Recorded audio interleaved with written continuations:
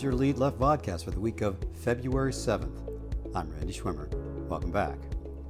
We caught up recently with our Chief Investment Strategist at Nuveen, Brian Nick, for a conversation on markets and the economy. The fourth quarter was the best quarter of 2021 from a GDP perspective, he told us. Last year's growth was 5.5%, the best since 1984. Even half that rate this year would still be above trend. But the hairpin turn by the Fed was remarkable.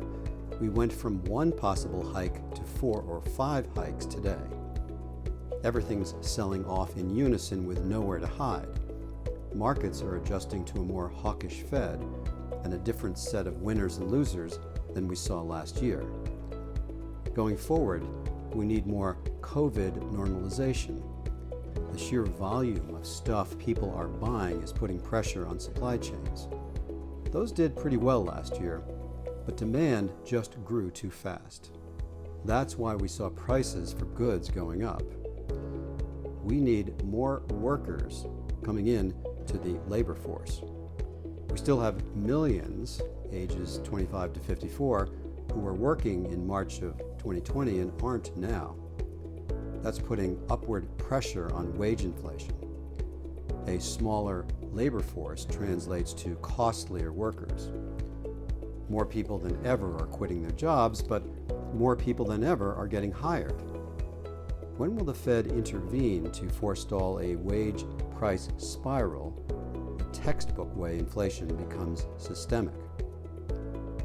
When we come out of this and the Fed settles on a more normal rate of interest, which is still low by any measures, these tantrums will result in good market performance for credit. There's an advantage to having a less liquid asset that doesn't go through another period like we had in January. If you can keep a cool head, Brian said, there are really good economic outcomes at the other end of this. That includes above-trend economic growth, disinflation, which will be good for asset performance, and a long expansion ahead. The markets for now think the Fed has a lot of credibility to still have a soft landing. Reporting from an active runway at the Lead Left, this is Randy Schwimmer, wishing you and your families a safe and healthy week.